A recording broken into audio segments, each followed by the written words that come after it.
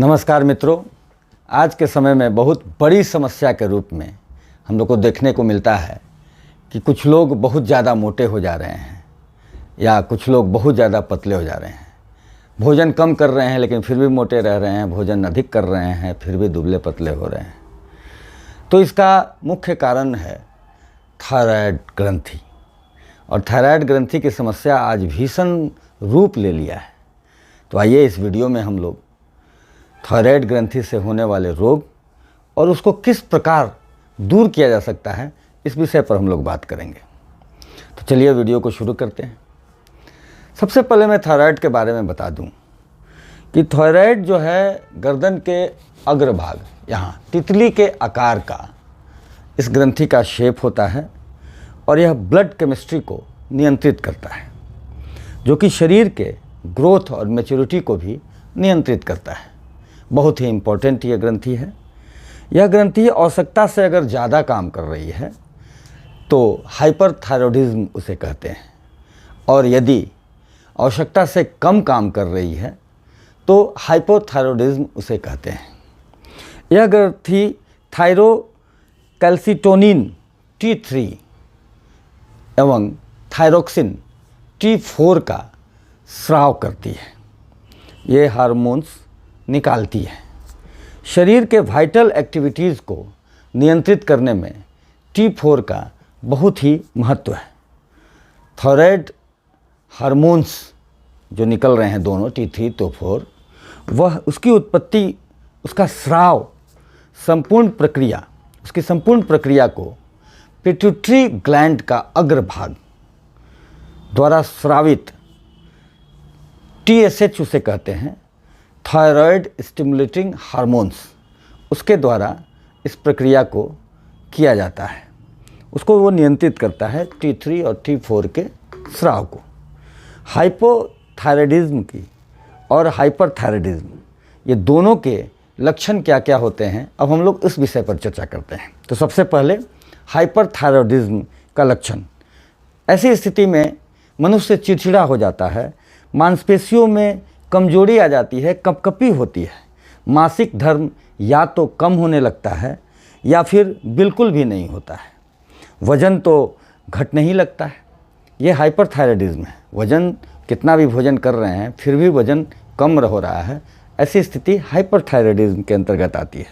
नींद ठीक से नहीं आता है, थायराइड ग्रंथि का भी वो बढ़ जाता है, दिल का धड़कन बढ़ जाता है, आंखें बाहर की ओर, लगता है कि आँख जो है वो बाहर की ओर उभरी हुई दिखाई देता है, आँखों में जलन भी आता है, अन्य और भी कई सारी समस्याएं हैं।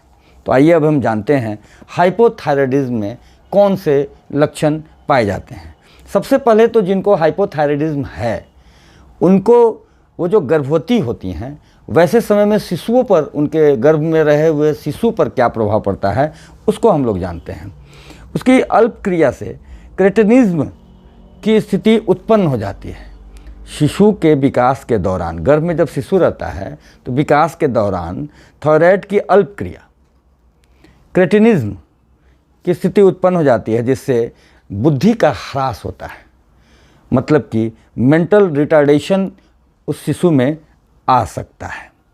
अस्थियां एवं पेशियों का विकास भी अनियंत्रित होता है। जो गर्भ में शिशु है उसका हड्डी और पेशियां जो हैं उनके भी विकास में वो अनियंत्रित हो जाता है। वो मेटाबॉलिज्म का स्तर कम हो जाता है।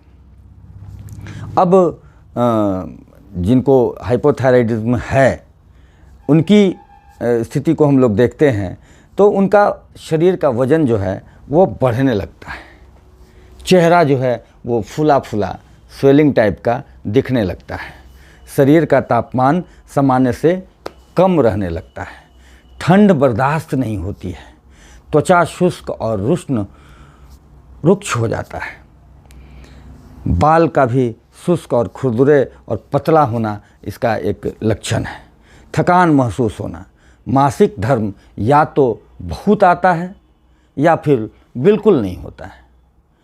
रक्त परीक्षणों में जब ब्लड का टेस्ट कराया जाता है TSH कम निकलता है हाइपरथायरॉयडिज्म में, और हाइपो थायराइडिज्म की स्थिति में TSH अधिक निकलता है। ऐसी स्थिति में इसे रचनात्मक विकृति कह सकते हैं, क्योंकि ब्लड टेस्ट में तभी आएगा जब रचनात्मक विकृति आ गई रहेगी। लेकिन एक्यूप्रेशर विधा में जब क्रियात्मक विकृति ही आई रहती है, उसी समय थायराइडिज्म बीमारी की पहचान कर लेता है एक्यूप्रेशर विधा, और थायराइडिज्म का ट्रीटमेंट बड़े ही आसानी से कर सकता है। इसलिए थायराइडिज्म की कोई भी बीमारी है, किसी भी प्रकार से वो डिस्टर्ब हो रहा है, तो एक्यूप्रेशर चिकित्सा से हम लोग भरपूर लाभ ले पाएंगे। तो आइए जानते हैं अब थायराइडिज्म की चिकित्सा।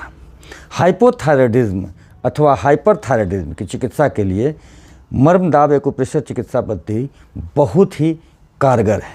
इसमें 4 बिंदुओं के बारे में मैं बताता हूँ, निश्चित रूप से बहुत ही लाभदायी होगा और उसका क्या काम है। सबसे पहले TW1B, ये पॉइंट पर आप देख रहे हैं TW1B, और ये लेज़र, इस पर लेज़र के द्वारा हम लोग ट्रीटमेंट करेंगे तो बहुत ही प्रभावी होता है। यहाँ से ये ऑन होता है और इसमें पावर की वृद्धि होती है और हम लोग इसको यहाँ पर ट्रीटमेंट करेंगे।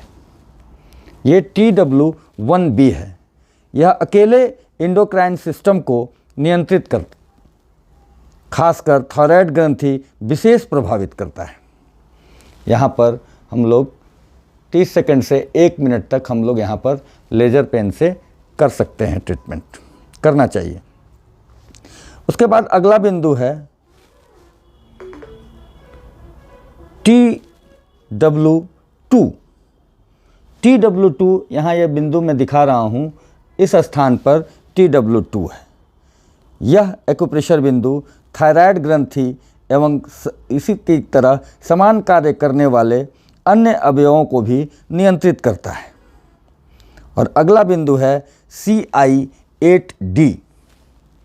यहाँ जो बिंदु दिखाया गया है ये CI8D बिंदु है। रक्त संचार को यह नियंत्रित करता है। इसमें यह लेज़र पेन बहुत ही प्रभावशाली है। इसके बाद अगला बिंदु है TW16। पिट्यूटरी ग्रंथि के अग्रभाग के कार्यों को नियंत्रित करता है। यहाँ आप देखेंगे ये सर्वाइकल वर्टिब्रा 7 होते हैं, जिसमें 1, 2, तो 2 और 3 के बीच में, उसके बगल में ये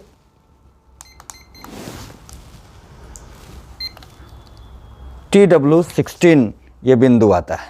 इस बिंदु पर हम लोग इस तरीके से लेज़र से हम लोग ट्रीटमेंट कर सकते हैं।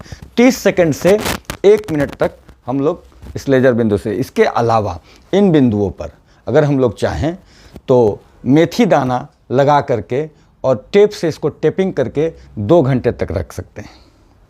जिमी से भी इस पर प्रेशर दे सकते हैं, परंतु लेज़र से देना बहुत ही श्रेयकर होगा। तो निश्चित रूप से ये वीडियो आप सभी को बहुत ही लाभान्वित करेगी और थायराइड के पेशेंट्स को बहुत ही लाभ मिलेगा। ये पूरी तरह से कंप्लीटली शोध, क्लिनिकल टेस्टिंग और क्लिनिकल प्रयोग के बाद मैं बोल रहा हूँ, पूरी तरह से लाभ मिलेगा। इसका उपयोग करें। बहुत बहुत धन्यवाद।